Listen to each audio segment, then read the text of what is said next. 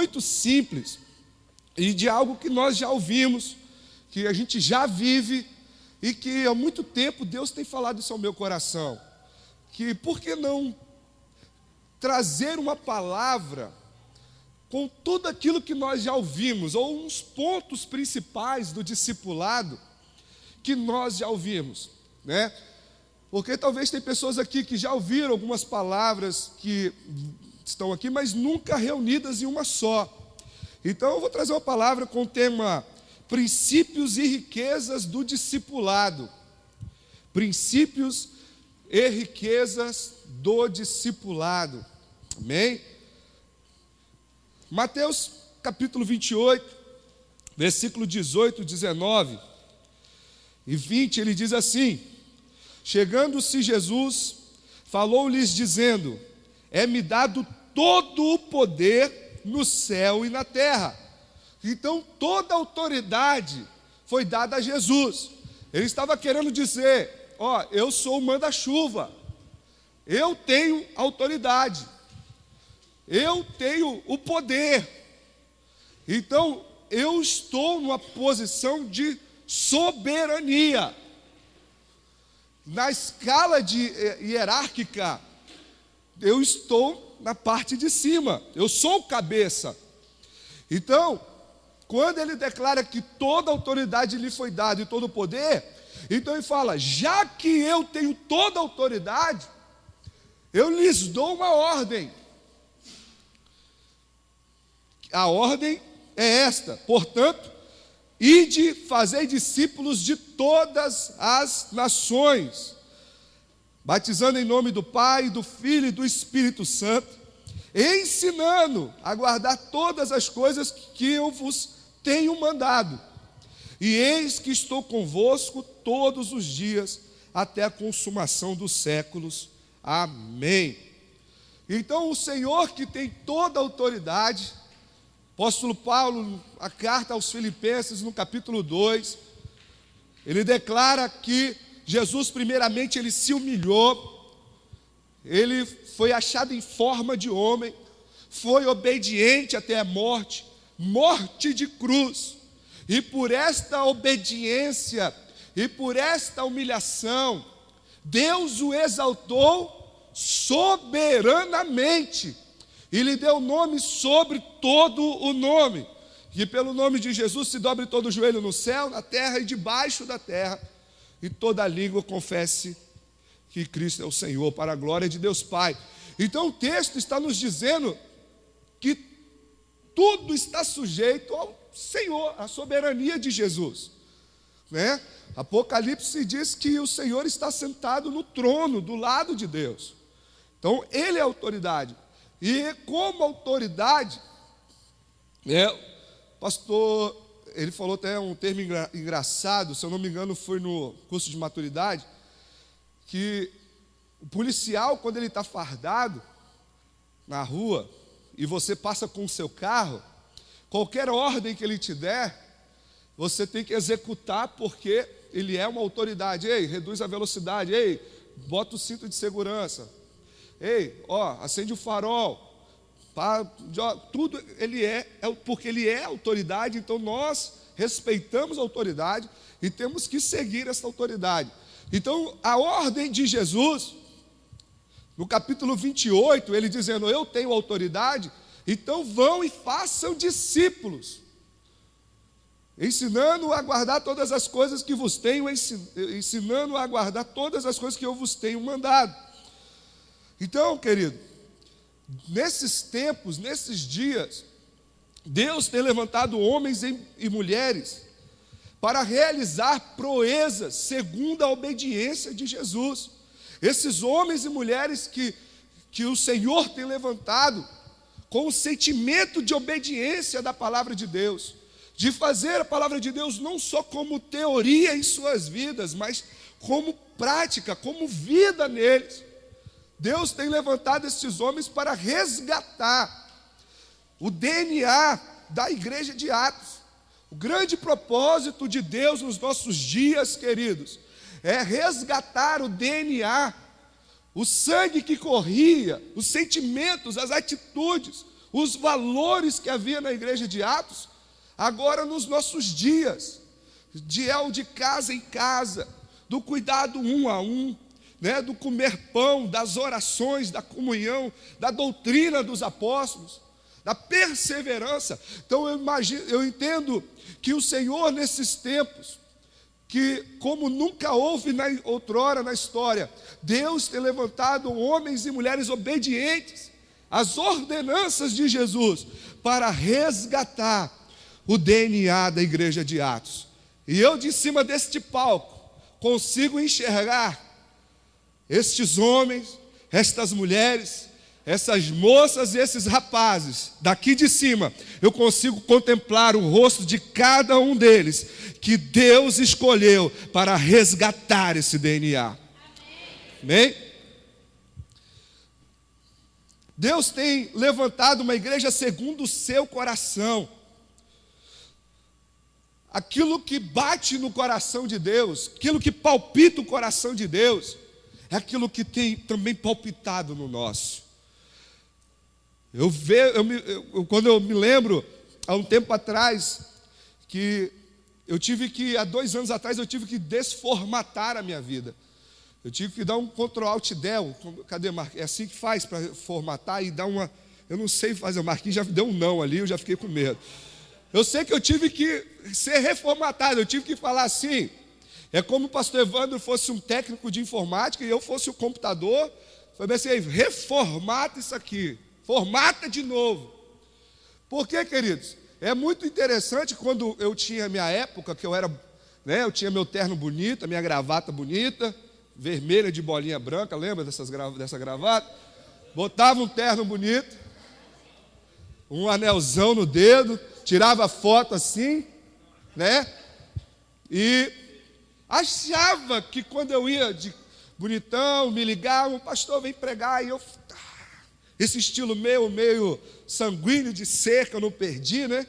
Meio eloquente ao falar, que para mim hoje isso não tem valor. Tem valor vidas, transferir vidas, que é isso que a gente vai falar daqui a pouco. E achava que eu estava. Era convites em todo momento, era agendas a toda hora, cidades querendo que eu vá, era disputa de agenda. E eu vi que eu não estava batendo, o meu coração não estava batendo de acordo com o coração de Deus. E isso estava trazendo consequências enormes na minha vida. Isso estava trazendo consequências traumáticas na minha vida, até o momento que eu falei assim, ei, eu tenho que parar tudo.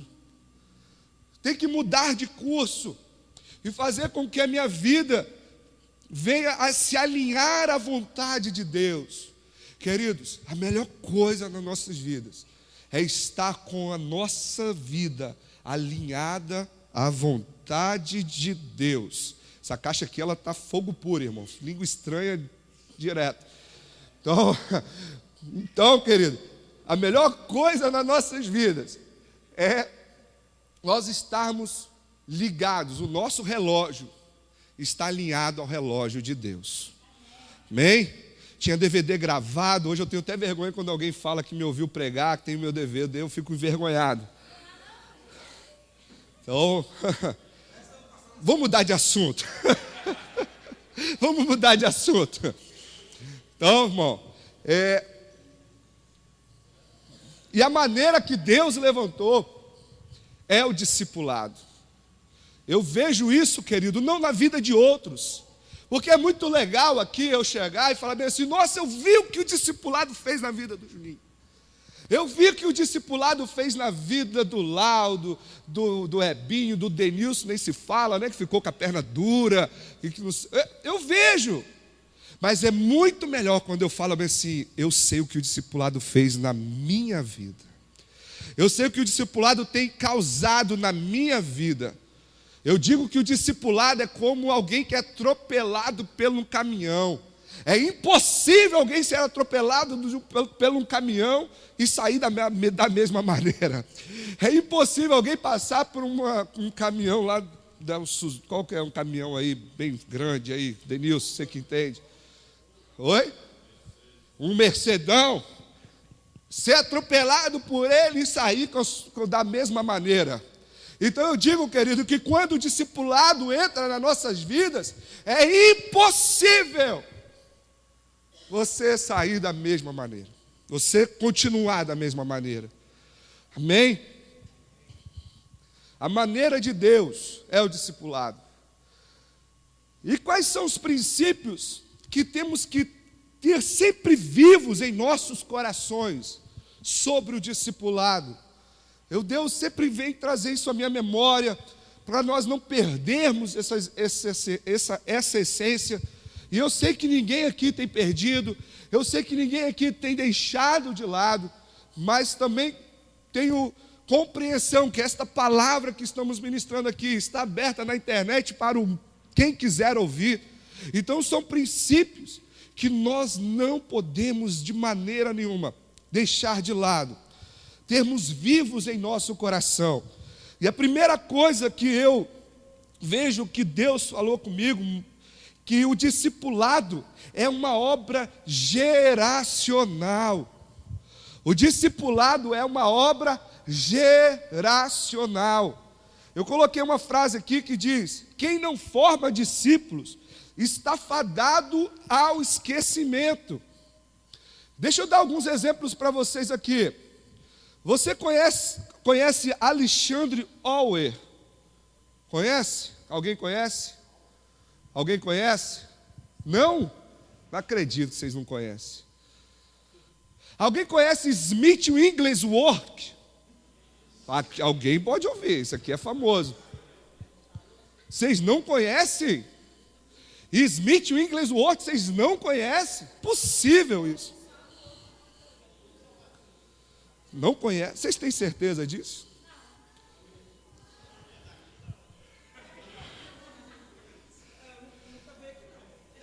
Vocês conhecem William Branham? William Branham, conheceu? Alguém já ouviu falar? Ouviu falar. Lucão já ouviu falar. Agora, por que você não lembra desses caras? Dessas pessoas, homens de Deus, irmão. Deixa eu até voltar nesses caras, não, homens de Deus. Porque foram homens de Deus, mas não formaram discípulos. Após a sua morte, caíram no esquecimento. Porque não entenderam que o discipulado é uma obra geracional. Alexandre Auer foi um homem muito usado no século XVIII, com grandes milagres, curas. Ele fez essas cidades que a gente ouve aí, de grandes prédios, grandes templos. Ele foi um dos que trouxeram primórdios disso aí.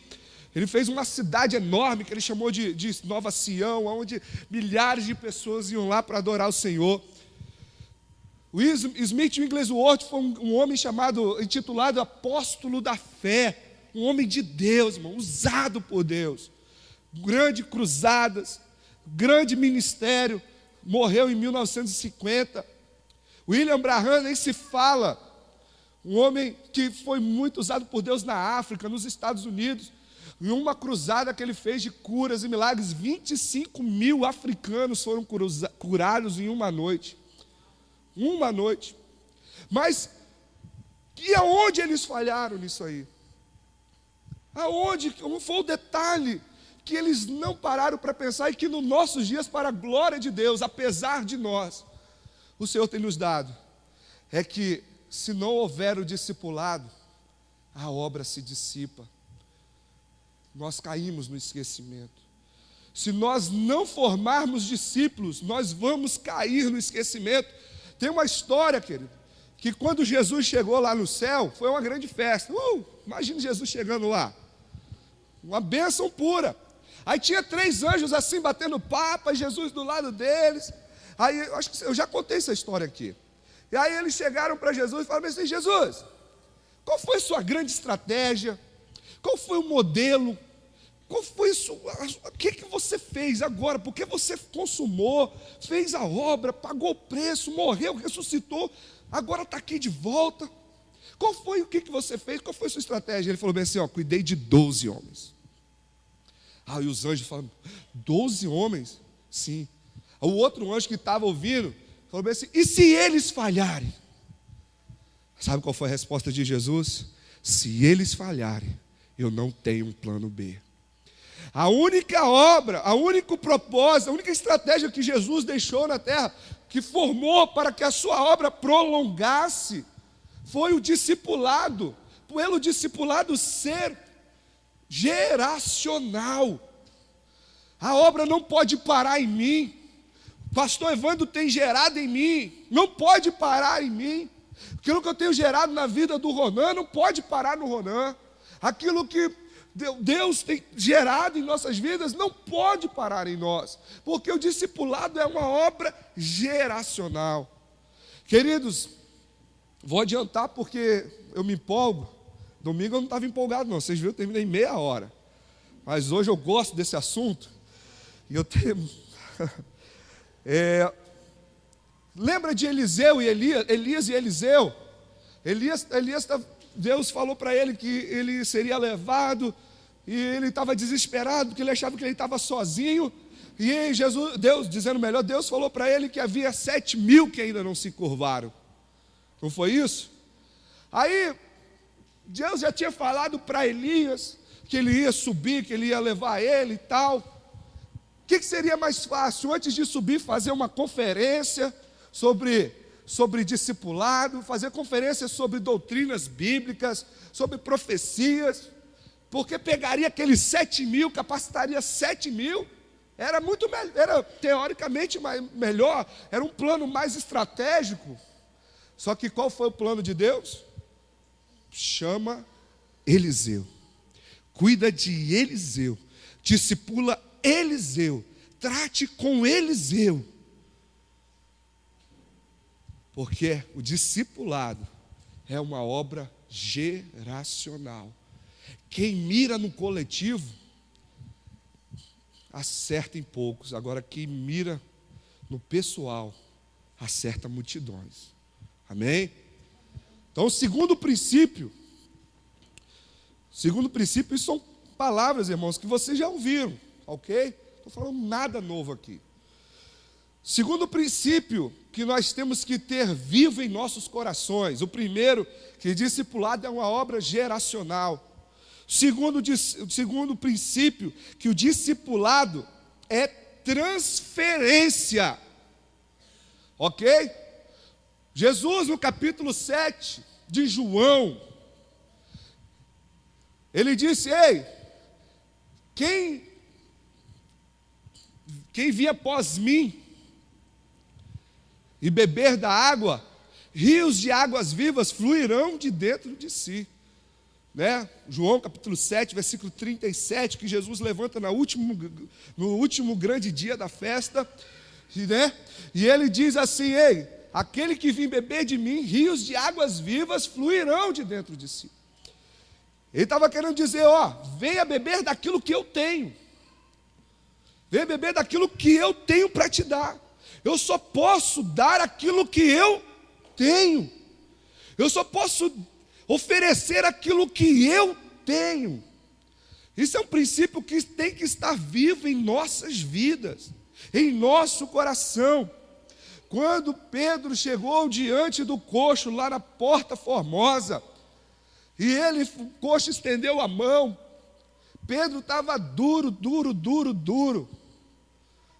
sem um tostão furado no bolso, mas ele diz assim: ei, eu não tenho nem prata e não tenho ouro, mas aquilo que eu tenho, eu te dou. Então eu não tenho nem prata e nem ouro, mas aquilo que eu tenho, eu te dou. Querido, muito nos nossos dias, entenda bem, o seu discípulo não tem que ter, ele não precisa de um discipulador que tenha uma grande eloquência de púlpito, ele não precisa de ter um discipulador que tenha conhecimentos profundos de teologia, conhecimentos profundos na hermenêutica, na homilética, na teologia da sistemática, da antropologia, da apologia. Não precisa, querido. Hoje o seu discípulo só precisa de um discipulador igual a você, que tem a vida de Deus para ser derramado sobre ele. Amém? Você não precisa saber o grego, o aramaico. Você não precisa saber, querido, como que era os costumes judaicos, você precisa saber que você tem que ter Deus para ser derramado sobre a vida dos seus discípulos. Quando Jetro orientou a Moisés, Moisés estava com 2.700.000 pessoas tomando conta, e Moisés estava morrendo, irmão. Até dó de Moisés. Todos os probleminhas vinham. Puxei o cabelo, ia lá no Moisés. Fulano falou mal da minha roupa, ia lá no Moisés. Que fulano falou mal, ia lá no Moisés. Jetro, muito sábio, falou: ei, separa líderes. Líderes de 10, líderes de 50, líderes sobre 100, líderes sobre 1000. E o que Deus mandou Moisés fazer? Deus aprovou e falou bem assim: ei, Moisés, transfere a unção que está sobre você para a vida destes homens. Diz a Bíblia que a unção, o Espírito que estava sobre Moisés, foi derramado sobre aqueles homens, e eles foram capacitados por Deus para tomar conta de outras vidas. Querido, o teu discípulo vai ter a unção que você tem. O teu discípulo terá a graça de Deus que você tem. Se você é um bom conselheiro, o teu discípulo vai ser um bom. Se é um bom pai, ele vai ser um bom pai. Se você é um bom marido, o teu discípulo vai ser um bom marido. Ou assim também, uma boa esposa, uma boa mãe. Teu discípulo vai ter o amor pelas vidas, vai ter. E agora, se você não tem nada? Se você não tem vida?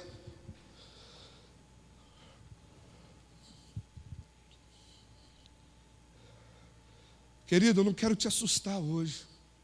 Eu não quero te fazer desanimar. Domingo eu preguei uma palavra aqui que é para não desistir de anunciar. Não desistir de proclamar. Né? Falei sobre aquela irmã lá no Congo, da África. Então não estou dizendo aqui, eu estou dizendo porque você hoje busque vida de Deus. Busque a unção de Deus. Busque a graça de Deus. Querido, porque a minha maior preocupação, um medo, um frio na barriga que me dá, é medo de transferir, ao invés de vida para os meus discípulos, é transferir morte. Por isso que o vigiar dos olhos é 24 horas. O vigiar dos pensamentos é 24 horas. Porque eu não posso nem os tempos sequer, porque tudo eu transfiro. E eu não quero, momento nenhum, transferir morte para a vida dos meus discípulos. Estava lendo hoje no meu TSD, eu fiquei quase 10 dias lendo o mesmo capítulo no TSD. Queria mudar, é assim também. Aí no outro dia eu falei, vou ler de novo. Mateus 7, né? Falar nisso, hoje você não foi lá em casa para a gente fazer o TSD junto. Lembrei disso agora, toda terça-feira Ronan e eu fazemos nosso TSD juntos lá em casa, eu esqueci hoje. Mas eu fiz o TSD, só não lembrei de você. Mas vou até voltar atrás, eu lembrei de você sim. E da Eliúde, eu orei por vocês. Eu só esqueci de você, estava lá. Agora que eu me toquei, que terça-feira a gente ora juntos. Até esqueci disso aí, pai. Então, quando Jesus chamou os discípulos, ele falou, ei, eu vos dou poder. Eu li isso hoje, quando eu estou lendo os evangelhos de novo. Eu vos dou poder. Aí Deus falou, caramba, se eu tenho poder, eu posso dar poder. Se eu tenho unção, eu posso derramar unção sobre a vida do meu discípulo. Mas eu preciso ter. Então são princípios que, querido, eu sei que você sabe isso de cor e salteado, mas isso tem sempre que estar vivo em nossos corações. Terceiro princípio. Esse aqui, irmão, parece que é o arroz com feijão. Esse aqui parece, não acredito que o pastor vai falar sobre isso, mas posso te falar, eu vou ministrar sobre isso aqui porque é algo que eu estou aprendendo ainda. A minha esposa teve que puxar minha orelha esses dias. Ronan puxou minha orelha esses dias. Eliúde puxou minha orelha esses dias. Sobre isso. Discipulado é um processo. Não é apenas um evento. O discipulado, querido, é um processo na vida das pessoas. Não um evento. Não é passe de mágica. Não é abracadabra, né? Não é no segundo discipulado que o teu discípulo vai ficar igual a você. Não é no seu segundo discipulado, um mês de discipulado, eu não sei, não tem uma receita do bolo. Imagino que tem os períodos certos, não sei, tem uns que avançam. Irmão, mas eu não sei se isso é coisa de pastor, não sei, Éder, se você passa por isso, outros, Sérgio. Mas o Ronan esses dias puxou minha orelha, a Edilene lá em casa puxou minha orelha. Edilene acordou para orar 3 horas da manhã, para não me acordar, ela mandou o WhatsApp para mim, na oração dela, falando sobre isso. Eu acordei 6 horas para orar. Um texto de WhatsApp que a Edilene mandou para mim 3 horas da manhã, que ela acordou para orar, e depois aproveitou que Deus estava falando com ela e foi anotando lá, eu li de manhã.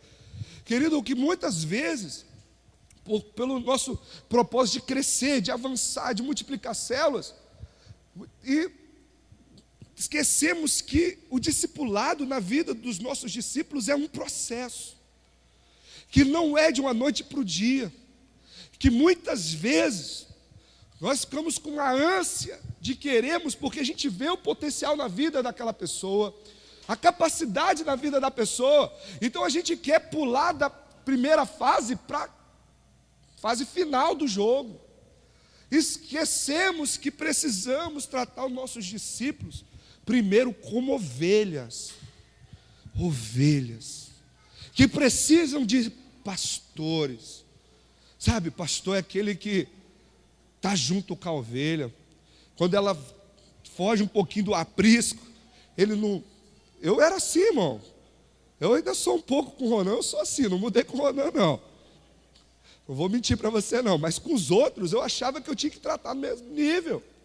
E eu pegava pesado, né, Ronan? Eu tenho essa carinha de boba assim, mas... Eu falo, irmão, porque o cara tinha 2 meses de igreja, o cara falou, porque eu fui para o aniversário da minha avó. Eu falei, irmão, então a sua avó é mais importante que o Senhor? Você está achando o quê, irmão? Você não aprende. Rapaz, eu estou sofrendo as consequências disso. A gente sofre, irmão, porque eu vou falar sobre isso depois. Trate o teu discípulo primeiramente como ovelha. Comece a ver o crescimento dele de ovelha primeiro. Opa, começou a comer um capim mais grosso agora. Opa, posso tirar ele do leitinho. Opa, não, eu achei que ele podia sair do leitinho, mas não estou, vou dar mais leitinho para ele. Vou amar muito. Não vou no culto porque eu estou chateado com o pastor. O pastor está... Então, é assim que aconteceu comigo. A minha esposa falou, Wesley, pelo amor de Deus. Porque minha esposa também é minha discípula. E ela aguenta também no meu nível. E eu comecei a cair minha ficha. Eu falei, gente, eu estou tratando as minhas ovelhas como meus discípulos. Uma coisa é eu tratar o Ronan que está comigo há anos. Uma coisa é eu tratar uma pessoa que chegou comigo há 2 meses, 3 meses. É um nível de pastoreio e discipulado profundo. Eu acho que a gente ouve muito falar nisso. Eu mesmo, estou falando do meu exemplo aqui. Já ouvi falar isso tantas vezes. Falei sobre isso, preguei sobre isso. E muitas vezes caímos ainda neste erro. De acharmos que as pessoas têm que correr quando as pessoas ainda estão prontas para engatear. Achar que as pessoas têm que andar quando elas ainda estão engateando. Achar que elas têm que correr ainda que elas estão na fase de andar. Então, compreenda a fase do seu discípulo.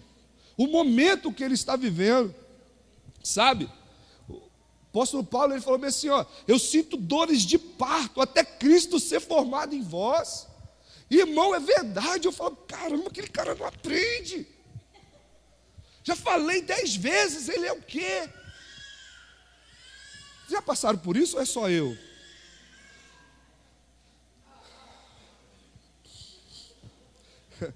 Já passou por isso? Sabe, irmão? E por que o Senhor mandou ministrar isso no nosso coração, nessa citadel novamente? Porque Deus está tratando conosco. Porque ainda a gente precisa cair a ficha para muitas coisas. Que se a gente não entender que as pessoas têm a fase, é a mesma coisa que Isabelle não sabe nem escrever, eu já querer que ela escreva em japonês, né? Ela não sabe nem escrever o português, eu querer que ela faça, e eu estou aprendendo. Aprendo na dor, irmão. Porque se a pessoa, ela vê que você cobra muito, ela não está pronta ainda para a cobrança, porque ela é ovelha, ela se afasta. Ok? Quarto princípio. Esse aqui, para mim, é fantástico.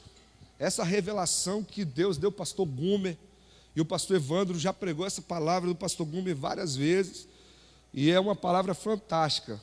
Alguém lembra o tema dela? Oi? Unção da paternidade. Então, o discipulado, coloca aí, princípio do discipulado. Discipulado é paternidade. Irmão, esses dias eu acordei que eu tive um pesadelo. Eu tive um pesadelo. Eu acordei frio, suando, eu acordei e marido sempre corre para a mulher, né? Eu acordei Edilene, falei, Edilene, tive um pesadelo. Ela me conta qual pesadelo. Falei, Edilene, eu sonhei que eu tinha 3 filhos. Calma aí, gente.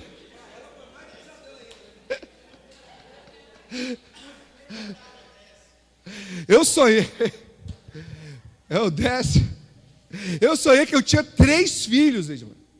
Só que 2 dos meus 3 filhos estavam vivendo longe de mim. Estavam afastados de mim. Eu estava sem ter contato com esse. Foi só o copo que caiu, irmão. Quer todo mundo olhar? Pode olhar, eu vou esperar. Então, eu sonhei que dos 3, 2, eu senti uma dor terrível. Doía, parecia que aquele negócio era real, porque viver seus filhos é ruim. Dói, sofremos. Aí sabe o que a Edilene falou para mim?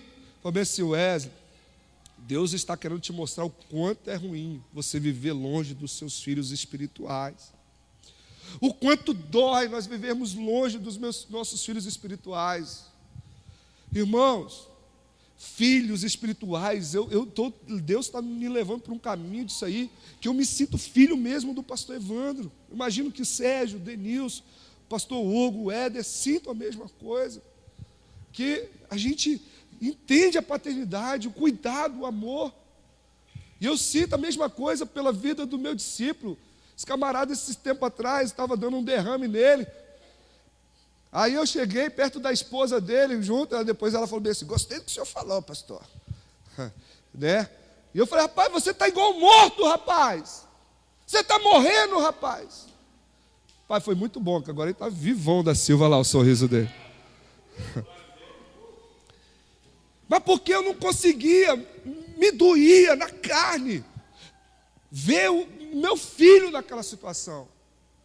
Doía na carne, a mesma coisa que eu senti a primeira vez que Isabelle foi tirar sangue. Eu ouvi os gritos de choro da Isabelle, eu chorava, eu saí da sala, porque era minha filha que estava sofrendo. A mesma coisa eu sinto com meu filho, eu estou com um filho meu agora que está meio assim, afastado do aprisco, e eu estou sofrendo, irmão. Estou atrás todo dia, eu jejuo por ele, pago o preço para ele voltar, para ele renovar as forças. Irmãos, pai paga o preço pelo seu filho. O pai não suporta nem a possibilidade de viver longe do seu filho. A gente faz loucuras por um filho, irmão. Tem alguns testemunhos aqui que eu não vou nem contar. Do Ebinho, da Flaviane. Né? Aquela vez que eu tive que ir no meio da rua lá. Do Daniel. Quantas vezes eu tinha um discípulo chamado Daniel, que eu tinha que ir atrás dele para ele não matar ninguém. Né? O da faca, irmão. Lembra? Não vou falar não, mas o da faca.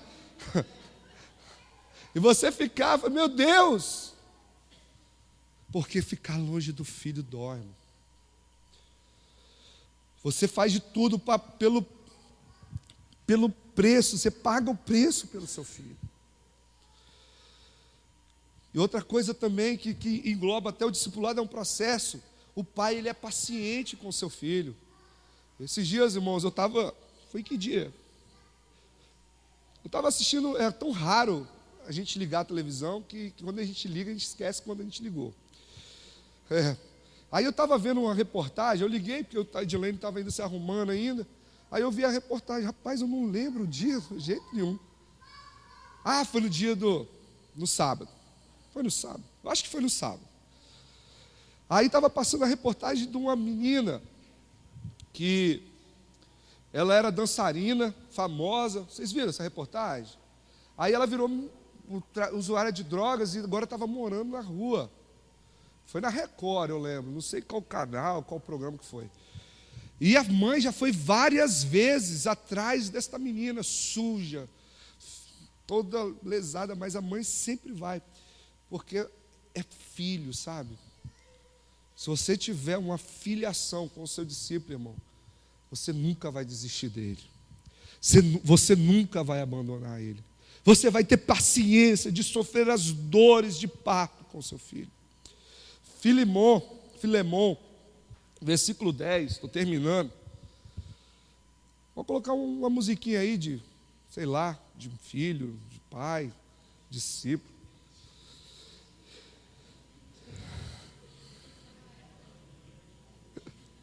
Filemon, versículo 10, versículo 8, vamos colocar versículo 8.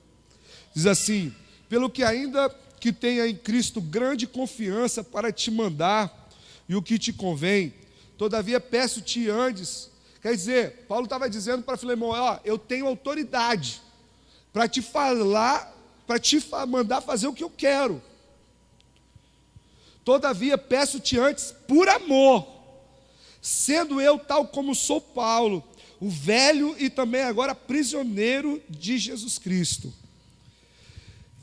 Peço-te que por meu filho Onésimo, que gerei nas minhas prisões, o qual noutro tempo te foi inútil, mas agora a ti e a mim, muito útil, eu te tornei a enviar. E tu torna a recebê-lo como ao meu coração.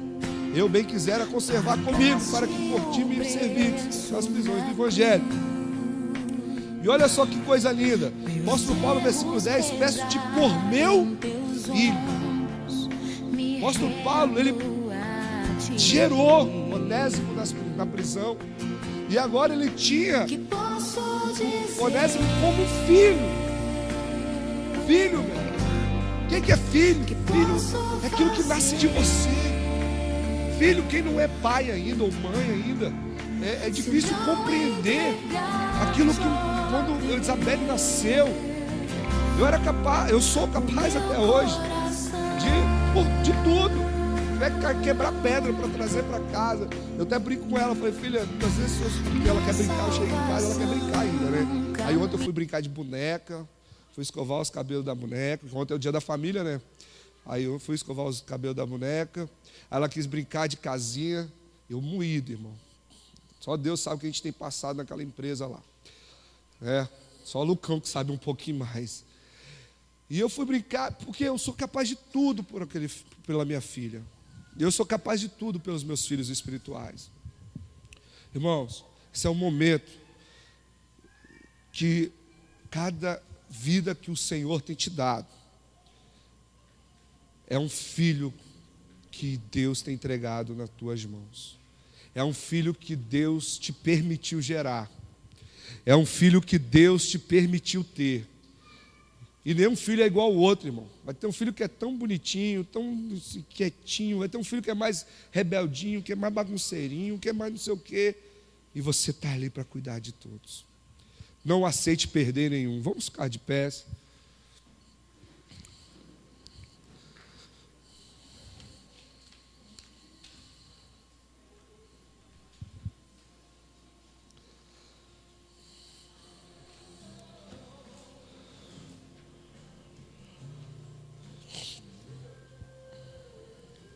Aquela mãe me chamou muita atenção. Eu tive que sair porque eu tinha um compromisso, então eu não vi o final dessa história, dessa reportagem aí. Eu não sei se ela levou a filha embora, eu não sei se a filha bateu nela, eu não sei o que aconteceu. A gente tinha um compromisso e o som está muito ruim aqui para mim na frente. Muito ruim mesmo. Opa, ei, melhorou agora. Você fez alguma coisa que ficou filé. Obrigado. E uma coisa que eu notei que aquela mãe poderia 1000 vezes precisar de ela ir buscar aquela filha. Ela ia.